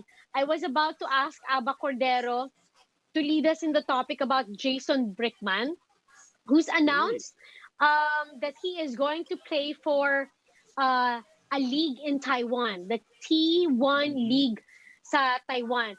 It was announced through, of course, his social media page and also by the team that he's going to be joining, ang Kaohsiung Aquas. Ayan, ang akupunan na lalaruan ni Jason Brickman. Alam natin, huli nating nakita, of course, si Jason Brickman playing for the ABL. We know also of information that he tried to be able to get into the PBA draft, but unfortunately, his paperwork didn't make it on time. But instead, nagkaroon din tayo ng balita that he was about to play for the PBA 3-on-3. So before we jump to that topic, congratulations, Jason Brickman. We know that he's also a very talented Filipino point guard out there. It's unfortunate. We would have wanted to see him in the PBA already, but to him to be having all these opportunities abroad still is a very good sign for the guy. Okay, with that topic, Jerry, does this mean that the PBA 3-on-3 is on hold? Is not gonna happen? Anong development doon? Actually, wala nga akong naririnig tungkol doon. I texted Meralco team manager Paulo Trillo earlier to shed light, whatever is their agreement with Brickman. Kasi nga, initially, in-announce na nila na he has been signed up for that 3x3 tournament. Pero eto, biglang nagbago. So far, wala pa nga siyang reply about it. If ever pinayagan ba nila si Brickman na maglaro sa Taiwan, or if ever magsimula yung 3x3, pwede siyang bumalik dito, no? Hindi ko alam kung may ganun silang usapan or agreement if ever. But nonetheless, kasi napaka-ano nung sitwasyon no? Look at Dwight Ramos nga, di ba? Alam niyang uncertain yung start ng UAAP, kaya nag-decide na siya na maglaro na lang ako sa Japan D-League. Siguro, baka ganun din ang ano ni Jason Brickman about the PBA 3x3, dahil ang unang-unang ano dyan, after 1 week ng PBA 5-on-5, magsisimula na agad yung 3x3 every weekends, no, ang schedule. Correct. Pero playoffs na ngayon. Yes, wala pa ring linaw kung matutuloy ba or ipo-postpone for the next conference or what. No? So, mismo tayo nangangapa tungkol sa kahihinatnan niyang inaugural 3x3 ng PB. Well, nevertheless, we hope that the 3-on-3 here pushes through. But of course, it's easier said than done. Kasi nga, talagang napakarami pa rin nating sinusunod na protocols, and we are just a little over, not not over, pero the numbers are just a little improving compared to the surge that we've seen as to number of cases nitong mga nakaraang linggo. So hindi pa talaga siguro timing for 3-on-3 na na makapagsimula, and maybe that led to the decision of Jason Brickman. But again, he's also another talent that we hope eventually we'll get to see in the PBA. Galing Okay. yan, no? Yeah, we're trying to secure our connection with Coach Ariel Vanguardia. He is supposed to be our guest for this afternoon kasi nga napabalita na rin na he was named as interim head coach for Blackwater Bossing after, of course, that exit of Blackwater from the PBA All Filipino Cup. It wasn't the result perhaps that they were hoping to get for this conference. There were even talks na may mga nangyari internally. Coach Nash Rosella found out about him being replaced or fired through social media, but none of those we can actually confirm. So we hope na in a while magkakaroon tayo ng mas malilinaw na kasagutan when we're able to connect Coach AV. Very quick, habang inaantay natin siya, may mga gusto ba kayong batiin? May mga nag-birthday ba? Ako, I think a couple of days ago, nag-birthday ang isa sa mga favorite ko sa PBA family na nakakamiss, si Sir Tony Lu. He celebrated his birthday a couple of days ago. Sir Tony, kung nakikinig ka, happy birthday. At namimiss ko na yung pamerienda ni Sir Tony ng tikoy at kung ano-ano mga dala-dala niyang baon na sinishare niya sa amin. Happy birthday, Mang Tony! Stay healthy. Sa mga hindi nakakakilala kung sino si Tony Lu, isa po yan sa institusyon na sa Pilipinas. Yan ang ilan sa mga kakilala ko na kahit walang ID, pwede makapasok sa laro. Face value lang talaga ang dala-dala. Ganun po siya ka-institusyon sa larangan ng PBA. Okay, may mga iba pa ba tayong mga gustong batiin na nagsa-celebrate ng kanilang birthdays? Abak, do you have anybody? Based on nag-birthday si Miss Bigo ng Rappler, no? Happy birthday, B. Yan. And of course, si David Season. Paring Jerry, si David Season of Team Pacquiao, a very close friend of Senator Manny Pacquiao, nag-birthday din. And batiin ko lang yung gumugupit sa akin sa kanto, sa kanto sa moonwalk, sa corner cut, si Oliver and Gray. Happy watching. Yan. Jerry, go ahead.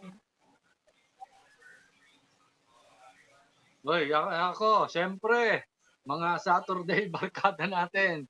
Julian Lapid and family, Gab Perenas, Alex Fuentes, si Father Vic Calvo, Sir Peter Caico, Sir Joey Masanta, siyempre paring Saldi ha. Sunod ka lang lagi dyan ha. Relax ka lang. Oo. And happy birthday sa KPSC ni Mark Velasco. Basta Mark Velasco. National Training Director. Yun. National Sir Mark. CSI National Director. And siyempre San Miguel Beers, San Miguel Corporations, Don John Hernandez. Don John, padala mo na. Don John, Starbucks namin. 2 taon na.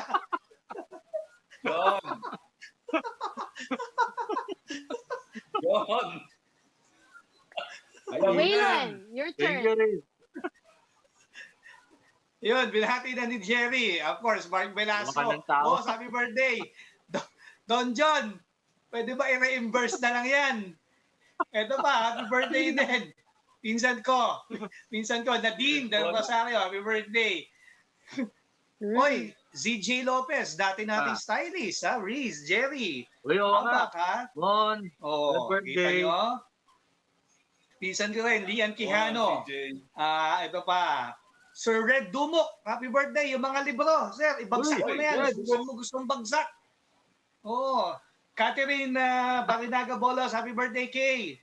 Ito pa, Abel Biseo, happy birthday. Thank you, Riz. Yan. Ako, i-advance ko na lang din. Sa 27, sa Lunes, birthday ni Mang June. Kung hindi nyo Uy, kilala si Mang June, uy, si Boy Sukat yun. Itay! Yan. Uy, Si Oo, Itay! si Tatay June. Birthday niya. Siyempre, ano yan, yung mga dear friends natin yan sa PBA. He's also the dad. He's also the dad of one Ayan. of our production members na si Yan. Vanessa. So, happy Vanessa! birthday in advance. Oo, kay Vanessa, Vanessa. Happy birthday birthday ni Itay! kay Mang June. Ex At ni Waylon yan. inaantay natin kung makakasama pa nga dahil magbo-birthday din sa Wednesday si Coach Ariel Vanguardia na we hope ayan. masamahan Ariel, pa tayo. Pumasok ka na. Wala na kaming oras. Kita na. Pumasok ka na. Mananawagan kami. I think it has also something to do with the weather because we've learned that it's Oo nga. raining cats and dogs in other places.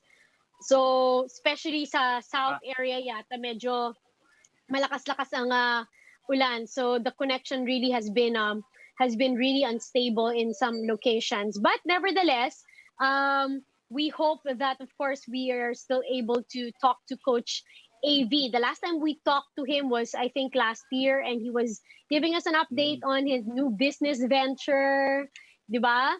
So hopefully makabalita tayo sa kanya. No? Delivery. Oo, yung delivery. tama. Okay, very quick lang habang inaantay natin si Coach AV. So, out already in contention, Jerry, help me with this. For the playoffs is Terra Firma and Blackwater and Alaska Yes. Aces. Yes. Oh. Nag-uwian na yan mga yan. Alam ba natin kung anong protocols? Wala, no? Basta pag na-out na, they can go home. Kanya-kanya rin kasi per Yes, team yes. ang mga protocols na ino-observe. Yes, tama. Kaya yung Blackwater, nung Saturday na last game nila against Meralco, the following day, yung mga players nag-CUWian na other than the coaching staff, naiwan pa dun sa tinitira nilang villa dahil may mga inayos pa yatang, alam mo na, yung mga babayaran yata na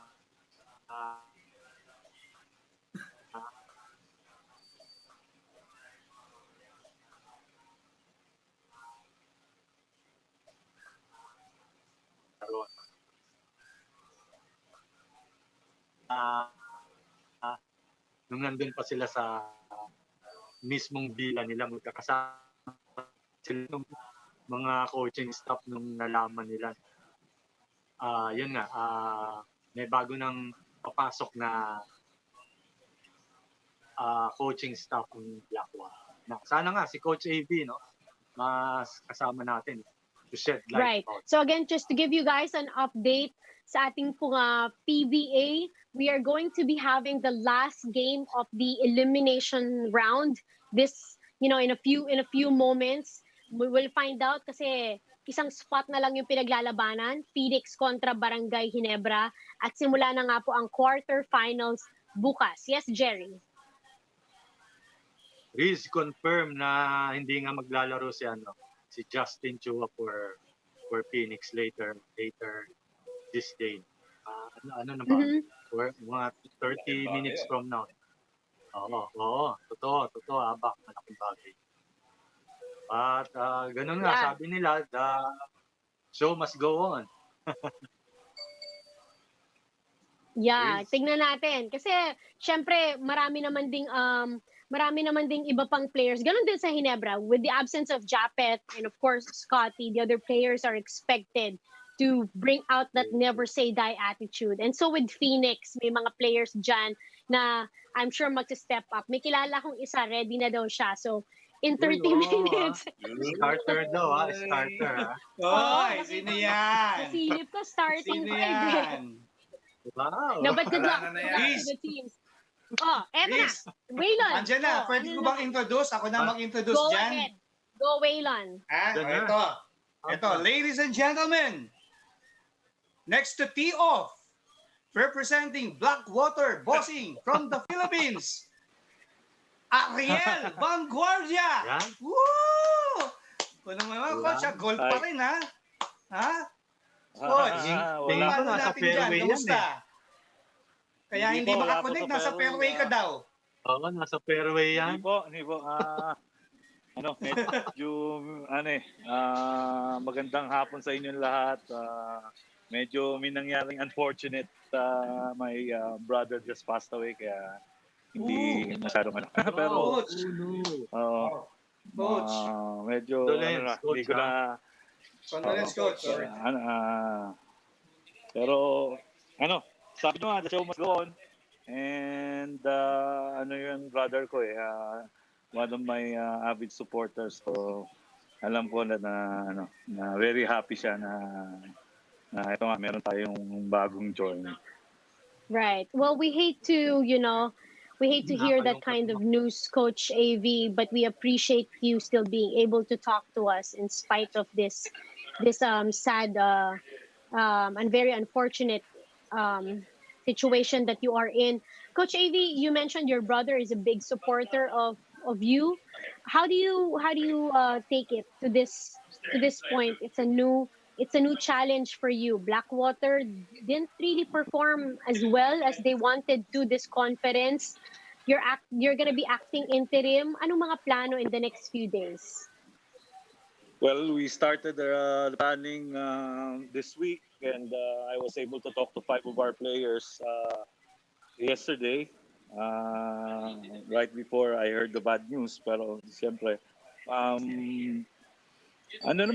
I spoke with the coaching staff. We're just one more strength and conditioning coach away from forming the new coaching staff. So, yun, we're gonna decide before we start practice soon. We talked about free agents also. So we're negotiating right now 2 free agents that we had verbally agreed, and we're just waiting on the papers. And there are some also trades on the table that we're working on, that in a few days malalaman nyo na kung sino. Pero I'm not in the position pa para sabihin. Pero merong mga big trades na coming up na kumbaga tingin ko makakatulong sa amin. Mm-hmm. Coach, your Ben Simmons, Ben Simmons. designation, your designation as of now is interim head coach. When is this supposed to be finalized? Well, I think the question should go to Boss Dio. Pero we spoke already about this conference and the next year. So I think for me, it's a title. So okay na naman na kung anong title. Basta we are on the same direction with regards to draft picks and with regards to the team composition and the coaches composition. So I think okay naman. Okay. Maybe our chasers would have quick questions before we let Coach AV go. Abak, do you have a question? Yes, Coach, before anything else, Coach, we share the grief, Coach. Thank you. Alam Thank natin you. how Thank you it sa lahat. feels losing a loved one. And anyway, Coach, ang tanong ko lang sana is, kalimutan ko na tuloy yung tanong ko. Ano ba ang gusto ko yung nabasa ko sana, gusto ko yung nabasa ko na sinabi mo na you want to bring back the pride within the players, yung maging proud sila na Blackwater player sila. Sabi mo wala ka nakikita nagpo-post na player na naka-Blackwater jersey. Gusto ko yung attitude. Wala, di ba? Wala. What's your comment on I think it should, talagang kilausap ko yung mga coaching staff ko. Kayo, pag binigyan ko kayo ng sticker ng bossing, ilalagay niyo sa kotse yan. Sabi ko ganyan. Pati yung mga players, sinabihan ko silang gano'n. And especially Basel.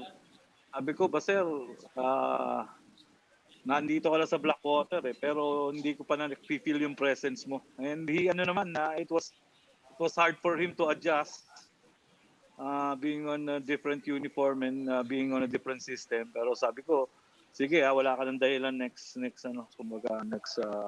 conference. Kumbaga, I wish na yung transition kasi sinabi ko sa kanya na you're the keeper Rabena of the NCAA. Ganun. Kung ano na-achieve ni keeper sa UAAP, yan din na-achieve ni Baser And he's always been a leader with the Meralco Bolts. So, in-expect ko na ganun din yung maging role niya. So, and yung sa mga ibang players na nakausap ko, I started with Simon, Franco, the CBC, and the Kiwa kasi sila yung available. So I told them that you should be proud that you are in the PBA, that you are with Blackwater, and ibalik niyo yung malasakit sa team na bago tayo mag-isipan na mananalo, yung pride na Blackwater ka, hindi ka nasa Blackwater para kumbaga parang nasa showcase ka or nasa aquarium ka, ganun, or hindi ganun Huwag ganun. Dapat nandun ka na malasakit ka na susuot ka ng uniform, na malasakit ka na yun. Kaya kumakain yung pamilya mo is that because they're paying your salaries. So yung ganun. And ako, natubukan ko na naman the franchise or the family has been very good to me. They have saved me so many times. Nasa Malaysia ako. Pag wala ako Malaysia, assistant coach ako sa Blackwater. When I was hired by Phoenix, they were the first one that nagpaalam ako. Nung natanggal ako sa Phoenix, they were the first one who open arms they opened a window for me and nandun na naman ako. And just in July, they saved my life. They were one phone call away. I was in the hospital and the next day they took care of everything. So talagang yung sinabi ko sa kanila, yung malasakit ng ito parang pamilya. It's not a big corporation na walang mga incorporators, walang ganyan. It's a family-owned business. Pero sigurado kayo, hindi kayo pababayaan hanggang uli. Sana kayo rin ganun. O ganun lang muna yung pinag-usapan namin. None of the technical, none of the what ifs or So yun muna. Well, we rest assured, Coach, sa ganitong panahon din when of course it's a trying time for you and your family. The family of Mr. Giselle Ducy, the Blackwater family, and along with the PBA family will be behind you. Would like to thank you, Coach, for still being able to talk to us. Again, in spite of the situation that you're in, we send our condolences to you and your family. We hope God gives you like a warm, comforting hug. And we look forward in seeing you in the games. Magkwentuhan po tayo ulit sa mga Sige susunod. Po. Sorry to medyo alam ko very tong show na lively, medyo masama yata yung pasa ko pero Hindi, Coach. No worries, salamat Coach. sa inyo. Salamat yan. We're also a phone call away should there be anything that we can do for you, Coach. Thank you, Coach Ariel Vanguardia. Salamat. Ingat po. Chasedown. Salamat, Coach. Ingat ka, Coach. Ingat po. There you have it, Coach Ariel Vanguardia of the Blackwater Bossing. And again, kahit pa paano nakakwentuhan pa rin natin siya. It's just unfortunate that we found out, of course, what happened, which caused, of course, the delay in him trying to connect with us. We pray for his brother and, of course, everyone that has lost their loved ones in this very, very, very trying and challenging times. Well, that would end our show. We hope that you enjoyed this Saturday at magkita-kita po tayo ulit sa susunod na episode ng The Chasedown. Chasedown. See you guys. Stay safe. Pakisabi. Ingat po kayo. Hi, Lisel Willa. Happy birthday.